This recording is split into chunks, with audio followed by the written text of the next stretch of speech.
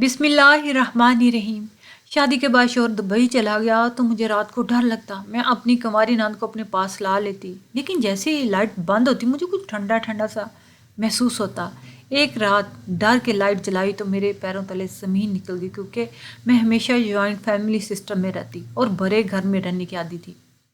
ہمارے چھوٹے سے گھر میں سب لوگ مل جل کے رہتے اور تنہائی ویرانی کا تو سوال ہی ممکن نہ ہوتا۔ ایسے میں رخصت ہو کے 500 کنال کے بنگلے میں آ گئی، جہاں میرے اور میرے شوہر کے علاوہ صرف ایک ساس اور نند موجود تھی۔ شادی کے شروع دنوں میں تو مجھے اس بنگلے میں وحشت سی محسوس ہوتی، کیونکہ ہر وقت خاموشی چھائی رہتی۔ میری نند صبح ہوتے ہی کالج چلی جاتی اور پھر دوپہر کے واپس لوٹتی۔ میری ساس سارا سارا دن اپنے کمرے میں بند ٹی وی دیکھتی رہتی، اور میرا شوہر پردیس سے کچھ دنوں کے لیے واپس آیا تھا۔ وہ بھی اپنے دوستوں سے ملاقات کرنے میں مصروف تھا، کیونکہ اس کی واپسی کے دن قریب آ رہے تھے۔ گھر میں چند ایک ملازمہ تھی جو سارا کام کاج کر کے چلی جاتی اور پھر اپنے گھروں کو لوٹ جاتی۔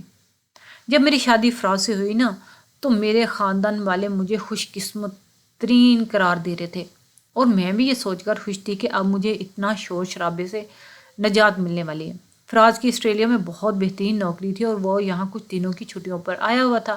جب اسے میں نے ایک شادی میں پسند آ گئی اور اس نے اپنی ماں سے کہا کہ میرے لیے رشتہ بھیج دے۔ فراز کے پاس کسی چیز کی کمی نہ تھی، نوکری بھی بہت اچھی تھی اور خاندان بھی۔ وہ خود بھی دیکھنے میں بہت خوش شکل اور خوش مزاج تھا، اسی لیے میرے ابا نے فوراً ہی رشتے کے لیے ہاں کر دی۔ گھر میں موجود میرے سارے کزن میری خوش قسمتی پہ حیران تھے۔ میں کوئی بہت خوبصورت لڑکی نہیں تھی، لیکن نہ جانے فراز کو مجھ میں ایسی کون سی بات نظر آئی تھی کہ وہ پہلے ہی نظر میں مجھے اپنا دل ہار بیٹھے تھے۔ ایک چھوٹی سی رسم کے بعد ہم دونوں کی شادی 15 دنوں کے اندر اندر کر دی گئی۔ دونوں طرف ہی مالی مشکلات نہ تھی، اسی لیے جلدی شادی کرنے میں کسی کو کوئی پریشانی نہیں ہوئی۔ وہ کہتے ہیں نا، پیسہ پھینک تماشا دیکھ، بالکل ایسے ہی میرے ابا نے بھی پیسے کے بل پر سارے انتظامات کر لیے۔ میں اپنے ابا کی بڑی بیٹی تھی، اسی لیے کسی چیز کی کوئی کمی نہ رکھی تھی، اور اماں ابا نے دل کھول کر شادی پہ پیسے خرچ کیے۔ فراز بھی اپنی ماں کا اکلوتا بیٹا تھا، اسی لیے انہوں نے بھی شادی کی تیاریوں میں کوئی کسر نہ چھوڑی تھی، اور میرے لیے ایک سے بڑھ کر ایک جوڑا بھیجا جا رہا تھا۔ اپنی برات والے دن میں دلہن بنی بہت ہی اچھی لگ رہی تھی۔ نکاح کے بعد جب مجھے فراز کے ہمراہ بٹھایا گیا تو ہر کسی نے ہماری جوڑی کی تعریف کی اور چاند سورج کی جوڑی سے تشبیہ دی۔ میں رخصت ہو کے فراز کے گھر آئی تو اتنا بڑا بنگلہ دیکھ کے حیران رہ گئی۔ میرا اور فراز کا کمرہ ہی میرے آدھے گھر کے برابر تھا۔ کمرے کو اصل پھولوں سے سجایا گیا اور قیمتی ترین فرنیچر سے آراستہ کیا گیا، لیکن ان سب سے بھی کہیں زیادہ اہم چیز جو میرے نزدیک وہ بہت خاص تھی، وہ فراز کی محبت تھی۔ شادی کی رات فراز نے جس شدت سے اپنے جذبات کا اظہار کیا، میں حیران رہ گئی کہ وہ مجھ سے اس قدر محبت کرتا ہے۔ فراز کے لہجے میں میرے لیے تو عزت تھی، وہ میری آنے والی زندگی کا اثاثہ تھا۔ شادی کے بعد فراز کے پاس 1 مہینے کی چھٹی تھی۔ ایک ہفتہ تو انہوں نے پوری طرح میرے ساتھ ہی گزارا۔ یہ ہفتہ پر لگا کے گزر گیا، مجھے پتہ ہی نہ چلا۔ فراز ہر وقت مجھ سے اپنی محبت اظہار کرتے اور میری محبت کے گن گاتے۔ ہفتے بعد فراز کہنے لگے کہ وہ اپنے رشتہ دار اور دوستوں سے ملاقات کرنا چاہتے ہیں، کیونکہ پھر وہ 2 سال کے لیے آسٹریلیا چلا جائے گا۔ اس وقت مجھے احساس ہوا کہ میں اور فراز کچھ ہی وقت کے ساتھ ہیں اور پھر ہمارے درمیان جدائی آنے والی ہے۔ فراز کے جانے کا سوچ کر میں گھبرا گئی۔ میری ساس اور نند نے مجھے زیادہ وقت نہیں دیا تھا، بلکہ انہوں نے مجھے اور فراز کو ایک ساتھ وقت گزارنے کا موقع دیا تھا، اسی لیے میری اپنی نند سے دوستی نہیں ہو سکی تھی۔ ویسے بھی وہ پڑھائی میں مصروف رہتی اور میں یہ سوچ کر ہی پریشان ہو رہی تھی کہ فراز کے جانے کے بعد میں اتنے بڑے گھر میں کیا کروں گی۔ فراز صبح ہوتے ہی اپنے دوستوں کے ساتھ نکل جاتے اور میں سارا دن بنگلے میں یہاں سے وہاں پھرتی رہتی۔ تھوڑے ہی دنوں میں جان گئی کہ میری ساس کو اکیلے بیٹھ کر ٹی وی دیکھنے کا بہت شوق تھا۔ وہ سارا سارا دن اونچی آواز میں ٹی وی دیکھا کرتی تھی۔ دن بہت ہی تیز سے گزر رہے تھے اور فراز کی واپس جانے کا وقت آ گیا۔ فراز کے بغیر رہنے کا سوچ کر ہی میں روئے جا رہی تھی، اور فراز مجھے سمجھا رہے تھے کہ وہ جلدی مجھے اپنے پاس بلا لیں گے۔ مجھے فراز کی اس بات پہ یقین نہیں تھا، کیونکہ پردیس میں رہنے والے لوگ بیویوں کو اپنے ماں باپ کے رحم و کرم پر ہی چھوڑ دیتے ہیں۔ مجھے بھی یہی لگتا تھا کہ فراز مجھے کبھی اپنے پاس نہیں بلائیں گے۔ فراز کو ایئرپورٹ چھوڑنے کے بعد جب میں اپنی ساس اور نند کے ساتھ گھر واپس آ رہی تھی تو میری آنکھوں میں نمی تھی۔ میری ساس نے میری اداسی کو محسوس کرتے ہوئے کہا، رابعہ کچھ دن کے لیے اپنے میکے چلی جاؤ تاکہ تمہارا دل لگ جائے۔ اپنی ساس کی بات سن کر میں خوش ہو گئی۔ سوچ میں تو یہی رہی تھی لیکن کہنے کی ہمت نہیں تھی کہ کہیں میری ساس یہ نہ سوچے کہ شوہر کے جاتے ہی میکے کی طرف دوڑ گئی۔ میری ساس نے خود ہی ڈرائیور کو کہہ دیا کہ گاڑی کا رخ میرے میکے کی طرف موڑ دو۔ اپنے گھر آ کر میں بہت خوش تھی اور اپنے کزنز کے ساتھ میرا دل لگ گیا تھا۔ فراز بھی آسٹریلیا پہنچتے ہی سب سے پہلے مجھے ہی فون کیا اور اس بات کا یقین دلایا کہ جلدی وہ مجھے آسٹریلیا بلا لیں گے۔ وہ کہہ رہے تھے کہ ان کے لیے بھی میرے بغیر ایک پل گزارا ممکن نہیں ہو پا رہا۔ وہ جس طرح اپنے جذبات بیان کر رہے تھے مجھے یقین آنے لگا تھا کہ جلد ہی میں بھی ان کے ساتھ ہی رہوں گی۔ مجھے گئے ہوئے ایک ہفتہ ہو چکا تھا۔ میری ماں چاہتی تھی کہ میں اب واپس اپنے سسرال چلی جاؤں۔ وہ بار بار کہہ رہی تھی کہ اگر تمہاری ساس نے تمہیں خوشی خوشی یہاں چھوڑ دیا ہے تو اس کا ہرگز یہ مطلب نہیں ہے کہ تم میکا آباد کر کے بیٹھ جاؤ۔ اب تمہارا وہ گھر ہے اور تمہیں واپس جانا ہوگا۔ اماں کی بات سن کے میرا منہ لٹک گیا۔ میرے سسرال میں کوئی بھی تو نہیں تھا، میں وہاں سارا وقت اکیلے کیا کرتی؟ لیکن اماں میری یہ بات سمجھنے کو راضی نہیں تھی۔ مجبوراً میں نے ابا کو کہہ دیا کہ وہ رات کو مجھے میرے سسرال واپس چھوڑائیں اور میں اپنے ابا کے ساتھ واپس اپنے سسرال آ گئی۔ سارا بنگلہ خالی پڑا ہوا تھا۔ میری ساس اور نند اپنے اپنے کمروں میں تھے۔ میں نے اپنی ساس کے کمرے میں جا کر انہیں اپنی آمد کی اطلاع دی تو وہ مجھے دیکھ کر خوش ہو گئی اور کہنے لگی، ابھی تم سو جاؤ، ناشتے کے ٹیبل پر ملتے ہیں۔ وہ کوئی ترکش ڈرامہ دیکھنے میں پوری طرح مگن تھی اور انہیں مجھ میں کوئی دلچسپی نہیں تھی۔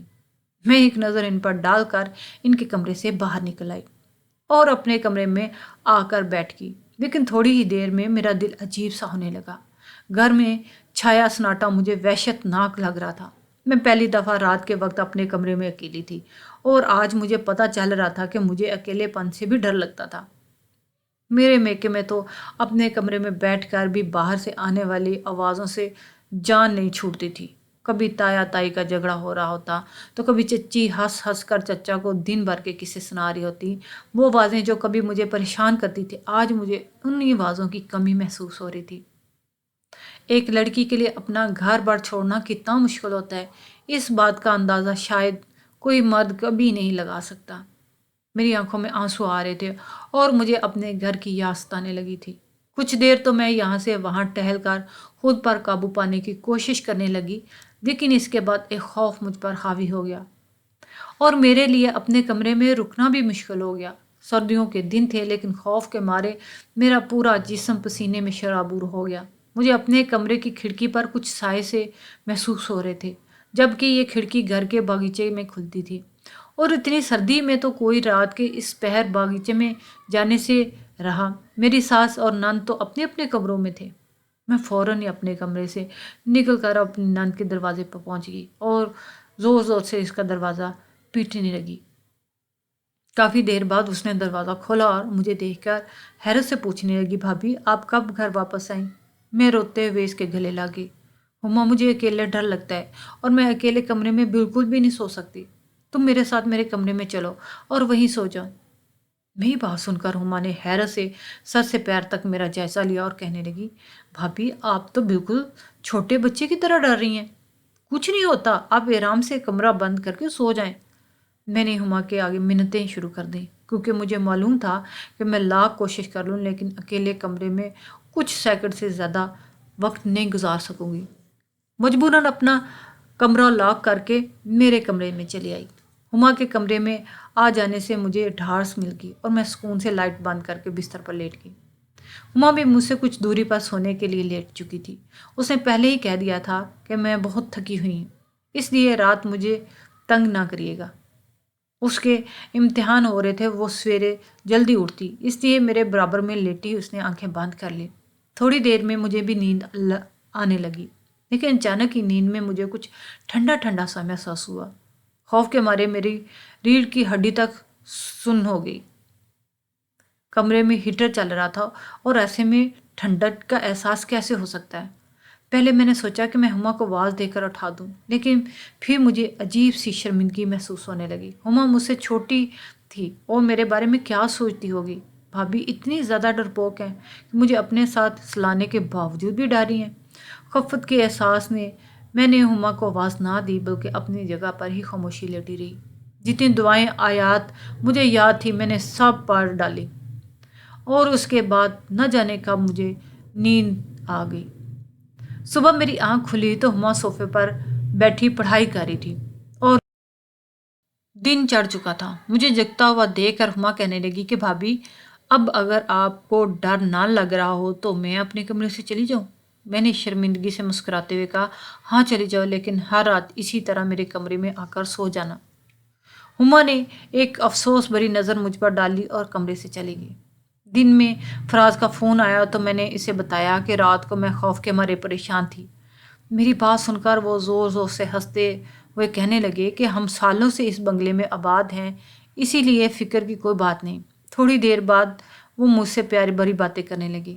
وہ مجھ سے ملنے کے لیے بے قرار تھے اور کہہ رہے تھے کہ جلدی سارا بندوبست ہو جائے گا اور پھر ہم ایک ساتھ ہوں گے۔ کچھ دیر بات چیت کرنے کے بعد فراز نے فون بند کر دیا۔ باقی کا سارا دن میں ملازموں کے پیچھے پیچھے بڑھتی ہوئی اور اپنی نگرانی میں سارا کام کرواتی رہی۔ میں خود کو مصروف کرنا چاہتی تھی، اسی لیے میں گھر کے ایک ایک کام میں دلچسپی لے رہی تھی۔ میرے پاس کرنے کے لیے کوئی اور کام تھا ہی نہیں، اسی لیے میں نے ملازموں کا پیچھا اٹھانا شروع کر دیا اور میں ان سے گھر کا ایک ایک کونا صاف کروا رہی تھی۔ مجھے اپنی ساس پر حیرت ہو رہی تھی جو سارا وقت ٹی وی کے آگے مگن رہتی تھی اور انہیں گھر میں بھی کوئی فکر نہ ہوتی۔ فراز اپنے پیسوں سے اپنے ایک دوست کے اکاؤنٹ میں بھجوا دیتا اور اسی نے ہمارے گھر کے سارے انتظامات سنبھال رکھے تھے۔ گھر کا راشن لانے سے لے کر ملازم کو پیسے دینے تک سب کچھ اسی کے ہاتھ میں تھا۔ شروع میں تو میں اس بات پر بہت حیران تھی کہ ایک غیر آدمی ہمارے گھر کا نظام چلا رہا ہے، لیکن آہستہ آہستہ مجھے احساس ہو گیا کہ فراز کی ماں کو نہ ہی گھر کے بارے میں کچھ معلوم ہے اور نہ ہی وہ اس قابل تھی کہ پیسہ سنبھال کر گھر چلاتی۔ وہ ایک فضول خرچ عورت تھیں، ان کے ہاتھ میں جتنا پیسہ آتا وہ اڑا دیتی۔ ہما میرے ساتھ سونے کے لیے چلی آتی، لیکن جیسے ہی میں لائٹ بند کر کے سونے لگتی مجھے کچھ ٹھنڈا ٹھنڈا سے احساس ہونے لگتا اور اس کے بعد مجھے بہت دیر تک نیند نہ ہی آتی۔ ایک دن میں نے ہما سے ہمت کر کے پوچھا کہ کیا تمہیں بھی رات کو ٹھنڈا ٹھنڈا سا احساس ہوتا ہے؟ میری بات سن کر ہما نے ایک نظر مجھ پر ڈالی اور کہنے لگی کہ کمرے میں ہیٹر آن ہوتا ہے، ٹھنڈا ٹھنڈا احساس کیسے ہو سکتا ہے؟ ہما کی بات سن کر میں خاموش ہو گئی، لیکن میرے دل میں ایک عجیب سی ہلچل مچ گئی تھی۔ اتنا تو مجھے یقین تھا کہ مجھے کسی بھی طرح کا وہم نہیں ہوتا، بلکہ کوئی نہ کوئی ایسی چیز ضرور آتی ہوتی ہے جس کی وجہ سے مجھے ٹھنڈک محسوس ہوتی ہے۔ میں نے فیصلہ کر لیا کہ میں خود ہی اس بات کی تہہ تک پہنچوں گی۔ اگلے دن جیسے ہی میں کمرے کی لائٹ بند کر کے لیٹی تو کچھ ہی دیر میں مجھے دوبارہ سے کمرے میں ٹھنڈک کا احساس ہوا اور میں نے ہمت کر کے فوراً ہی کمرے کی لائٹ جلا دی۔ تو میرے ہوش اڑ گئے، کیونکہ میرے سامنے جو منظر تھا وہ ہوش اڑا دینے والا تھا۔ میرے کمرے کی وہ کھڑکی جو باغیچے کی طرف کھلتی تھی وہ کھلی ہوئی تھی اور ایک سایہ سا مجھے نظر آیا، جبکہ مجھے اچھی طرح یاد ہے کہ میں نے سونے سے پہلے اس کھڑکی کو بند کر دیا تھا۔ میں نے فوراً پلٹ کر بستر میں سوئی اپنی نند کی طرف دیکھا تو حیران رہ گئی، کیونکہ ہما اپنے بستر پر موجود ہی نہیں تھی۔ میں نے ڈرتے ڈرتے کمرے کی کھڑکی سے باہر دیکھا تو ہما باغیچے میں کسی لڑکے کے ساتھ کھڑی تھی۔ میں جیسے سایہ سمجھ کر خوف کھا رہی تھی، وہ لڑکے کا سایہ تھا۔ ہما کی نظر جیسے ہی میرے چہرے پر پڑی تو اس کے چہرے کا رنگ اڑ گیا اور وہ لڑکا مجھے دیکھتے ہی باغیچے سے بھاگ نکلا۔ ہما واپس اسی کھڑکی کے ذریعے کمرے میں واپس آ گئی۔ جو ٹھنڈا ٹھنڈا احساس مجھے ہو رہا تھا وہ اس کھڑکی سے آنے والی ہوائیں تھیں، جنہوں نے کمرے میں موجود ہیٹر کی گرمی کو ختم کر دیا تھا۔ میں نے ہما کے چہرے کی طرف دیکھتے ہوئے پوچھا، یہ سب کیا ہے اور وہ آدھی رات کو کس لڑکے کے ساتھ؟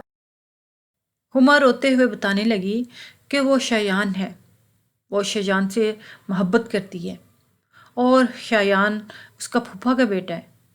لیکن میرے سسر یعنی کہ ہما کے بابا کے انتقال کے بعد میری ساس اپنے سسرال والوں سے قطع تعلق کر لیا تھا، وہ ہر رشتے کو ختم کر دیا۔